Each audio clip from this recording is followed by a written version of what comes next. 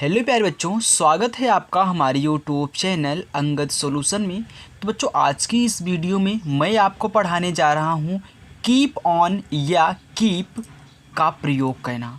Okay बच्चों, देखिए मैंने लिखा है कि कीप ऑन, कीप का प्रयोग।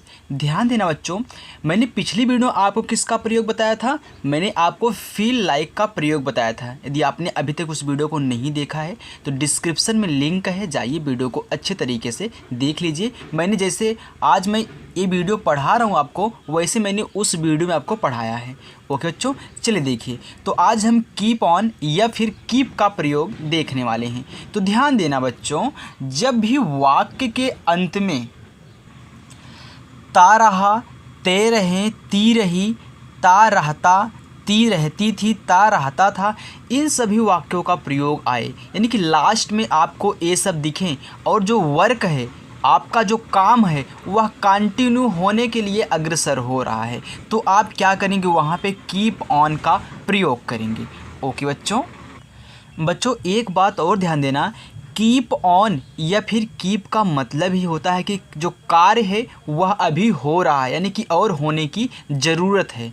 ओके, जैसे अगर मैं आपको एग्जांपल लेके से यहाँ पे समझाऊँ, तो मैंने एग्जांपल जो लिया है आपके लिए, देखिए। पढ़ते रहो, यानी कि हो रहा है कि पढ़ते रहो तुम। मुस्कुराते रहो, यानी कि हंसते रहो। सीखते रहो, सिखाते रहो।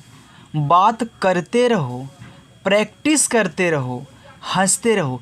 ये सब क्वेश्चन से आपको क्या समझ में आ रहा है? यानी कि जो कार्य है वह अभी होना बाकी है, यानी कि वो होता रहेगा। ओके, चलिए ध्यान देना, इसका जो स्ट्रक्चर होता है वह है कीप ऑन, यानी कि या फिर आप कीप ऑन लिखें या फिर कीप लिखें, दोनों का मतलब क्या है? सेम है। अगर कीप ऑन लिखते हो ना, आपका सवाल की बात करते हैं, क्योंकि मैं यहाँ पे देखिए मैथ भी पढ़ाता हूँ ना, तो कभी कभी ऐसे मुँह से निकल जाता है। ओके, सवाल यानी कि जो आप यहाँ पे क्वेश्चन सॉल्व करोगे, चाहे आप कीप ऑन लिखो या फिर कीप लिखो, दोनों का मतलब एक है। वर्ब की फर्स्ट फॉर्म होनी चाहिए और उसी वर्ब की फर्स्ट फॉर्म में आप क्या ऐड करेंगे? आईएनजी ऐड करेंगे। ओके, तो ये आपका क्या है? स्ट्रक्चर है। इसी के बेस पे हम क्या करेंगे? इसको सॉल्व करेंगे। ध्यान देना, यहाँ बच्चों पहला हमारा क्या है?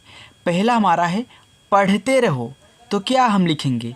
Keep, keep, keep on.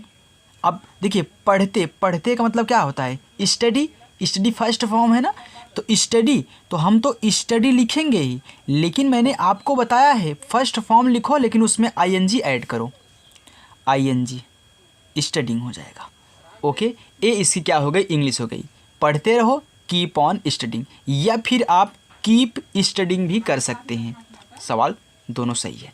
चलिए अब देखिए दूसरा, मुस्कुराते रहो।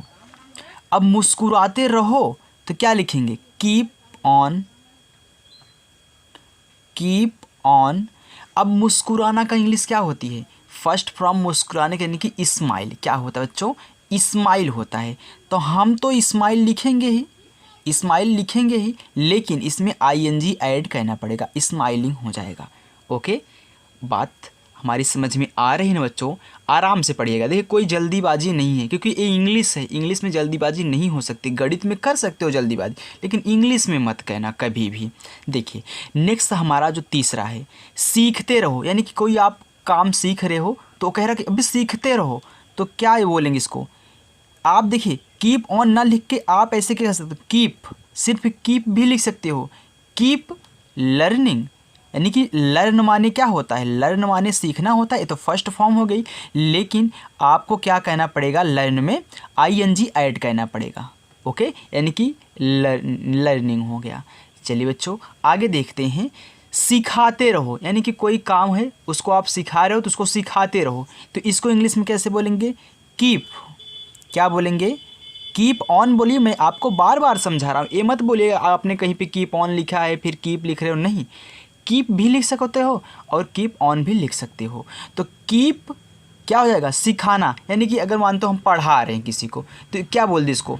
टीच बोल दें। टीच, सिखा रहे हैं पढ़ा रहे हैं, बात एक ही है। तो कीप टीच, टीच करो, लेकिन उसमें आपको आईएनजी ऐड करना पड़ेगा, तो टीचिंग हो जाएगा। ओके बच्चों, चलिए नेक्स्ट आगे हम देखते हैं। हमारी इंग्लिश की राइटिंग इतनी नहीं जाती बच्चों, तो राइटिंग पे ध्यान मत दीजिएगा। आप बस इतना सीखिए, मैं आपको क्या सिखा रहा हूँ। बात करते रहो, बात करते रहो। तो कीप ऑन, कीप ऑन। देखिए किसका मतलब बात कहना होता है, किसका मतलब बात कहना होता है। तो ध्यान देना बच्चों, टॉक का मतलब होता है बात कहना, तो उसमें आईएनजी ऐड कर देंगे, यानी कि टॉक्ड, टॉकिंग। ये क्या हो गया, टॉकिंग हो गया। चलिए नेक्स्ट आगे देखिए, प्रैक्टिस करते रहो। तो कीप ऑन या फिर कीप लिखो, keep on practice. Practice, practice का इंग्लिश क्या होती है, PRACTIC।